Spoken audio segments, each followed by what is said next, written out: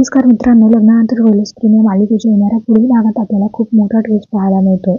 मालिनी आता काव्यावर खूप चिडलेली असते आणि तर काव्यही म्हणते की हो, माझं प्रेम होतं लग्ना अगोदर, पण लग्नानंतर माझा आता त्या मुलाशी संबंध नाहीये. पण मात्र मालिनीचा आता काव्यापेक्षा तिची बालपणीची मैत्रीण सुनीतावर जास्त विश्वास असतो. कारण सुनीताने सांगितलेले असते की काव्य लग्नानंतरही त्या मुलाला भेटत आहे. त्यावेळी मालिनी आता पार्थचा विचार करत म्हणते की तुला हे लग्न तसंही मान्य नाहीये, तर तू माझ्या पार्थला सोडून निघून जा. अगोदरच माझ्या पार्थसोबत बळजबरी झाली आहे आणि त्याने नव्याने आयुष्य सुरू केले आहे. अगोदर त्याचं नंदिनीवर प्रेम होतं, पण त्याचं लग्न मात्र तुझ्यासोबत झालं आणि आता तू सुद्धा त्याची फसवणूक करत आहे. तू जेव्हा त्याला कळली ना, तेव्हा त्याच्या मनाची परिस्थिती सांभाळता येणार नाही. तू काही कर, पण आता पार्थच्या आयुष्यातून तू निघून जा, असं आता मालिनी तिला म्हणत असते.